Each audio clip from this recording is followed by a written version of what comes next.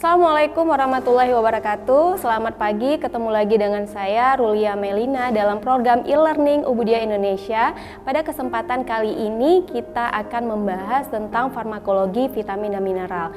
Sebelum kita masuk ke materinya, saya akan menyampaikan capaian pembelajaran untuk mata kuliah ini atau CPMK, bahwa setelah mengikuti mata kuliah ini, mahasiswa mampu mengetahui apa peran vitamin dan mineral bagi tubuh, kemudian mahasiswa mampu untuk mengetahui pengertian dari vitamin dan mineral, dan mahasiswa mengetahui apa saja nih klasifikasi dari vitamin dan mineral. Oke, yang pertama, apa peranan vitamin dan mineral? Ya, setiap hari kita mengkonsumsi makanan-makanan, kemudian kita mengkonsumsi vitamin dan mineral. Yang fungsi dari vitamin dan mineral ini sangat penting bagi keberlangsungan aktivitas dari tubuh kita. Ya, di sini kita lihat bahwa vitamin dan mineral ini sangat penting dalam proses-proses kimia di dalam tubuh yang sangat berpengaruh ya untuk mempertahankan fungsi dari tubuh kita. Kenapa? Karena vitamin dan mineral ini merupakan faktor yang sangat berdampak terhadap berjalannya fungsi fisiologis tubuh dengan keadaan normal. Jadi kalau kita kekurangan vitamin, kelebihan vitamin, atau salah menggunakan ya vitamin, dapat berdampak terhadap patofisiologis tubuh kita. Apalagi 2 tahun terakhir di masa pandemi COVID, masyarakat sangat rutin mengkonsumsi vitamin untuk menjaga imunitas tubuh agar tetap baik, agar tetap sehat. Jadi harus diperhatikan vitamin apa yang kita konsumsi dan berapa jumlah atau kadar normal yang memang tubuh kita butuhkan untuk vitamin tersebut. Jangan sampai tubuh kita malah mengalami kelebihan vitamin dan itu sangat berdampak terhadap anatomi fisiologis tubuh. Yang pertama kita lihat dulu apa itu vitamin. Vitamin itu adalah sekelompok senyawa organik amina yang berbobot molekulnya sangat kecil ya, yang memiliki fungsi yang vital dalam proses metabolisme setiap organisme termasuk manusia yang tidak dapat dihasilkan oleh tubuh kita. Jadi tubuh kita untuk kecukupan, untuk kebutuhan vitamin kita harus mendapatkan dari luar karena tubuh ini tidak dapat menghasilkan vitamin dengan sendirinya. Kemudian kita lihat jenis-jenis dari vitamin. Vitamin ini dibagi menjadi 2 klasifikasi. Ada vitamin yang larut dalam lemak dan ada vitamin yang larut dalam air. Untuk vitamin yang larut dalam lemak itu biasanya kita kenal dengan vitamin ADEK ya.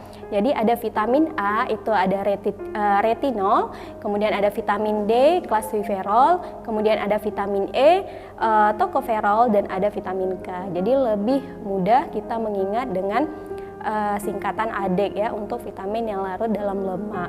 Kemudian klasifikasi yang kedua itu ada vitamin yang larut dalam air. Itu contohnya ada vitamin C, vitamin B1, vitamin B2, B3, kemudian B5, B6, B7, B9 dan B12. Itu yang termasuk dalam vitamin yang larut dalam air. Untuk yang pertama kita lihat dulu vitamin yang larut dalam lemak. Contohnya itu adalah vitamin A atau retinol. Jadi vitamin A ini dia fungsinya untuk menjaga keseimbangan kulit, kemudian mata dan imunitas tubuh. Dari mana kita dapatkan sumber vitamin A ini? Bisa kita dapatkan dari susu, kemudian dari jenis-jenis ikan, kemudian sayuran-sayuran hijau dan buah-buahan yang banyak mengandung vitamin A. Kemudian bagaimana kalau seseorang itu mengalami defisiensi atau kekurangan vitamin A? Jadi penderita ini akan mengalami rabun senja dan katarak ya. Kemudian terjadi infeksi pada saluran pernapasan, kemudian menurunnya imunitas tubuh dan kondisi kulit yang kurang sehat. Jadi kalau kita kekurangan vitamin A itu biasanya akan mengalami rabun senja. Jadi banyak sekali yang bisa kita konsumsi ya untuk meningkatkan atau mencukupi kadar vitamin di dalam tubuh. Kemudian itu untuk defisiensinya. Bagaimana kalau kita mengkonsumsi vitamin A secara berlebihan gitu ya. Jadi kalau kelebihan vitamin A ini juga tidak baik karena dapat menyebabkan keracunan pada tubuh dan akan menimbulkan berbagai macam penyakit. Contohnya itu adalah kita sering pusing, kemudian rambut menjadi rontok, kemudian kulit kita kering dan bersisik, kemudian bisa terjadi pingsan, kerabunan, kemudian terhambatnya pertumbuhan tubuh, kemudian terjadi pembengkakan hati dan iritasi kulit. Kalau kekurangan itu bisa mengalami rabun senja, tapi kalau jumlah vitamin A ini sangat meningkat, melebihi batas normal yang diperlukan oleh tubuh, maka bisa efeknya itu menjadi malah terjadi kerabunan gitu ya. Jadi sesuatu yang jumlahnya atau yang kadarnya itu melebihi batas normal, tidak seimbang, itu akan menyebabkan terjadinya berbagai macam penyakit. Kemudian bagaimana proses farmakokinetik dari vitamin A? Jadi vitamin A ini diabsorpsi secara sempurna melalui usus halus, kemudian kadarnya di plasma itu mencapai puncaknya setelah 4 jam. Tetapi absorpsi dosis besar vitamin A ini kurang efisien. Kenapa? Karena sebagian akan keluar melalui tinja. Ya, kemudian gangguan absorpsi lemak ini akan menyebabkan gangguan dari absorpsi vitamin A.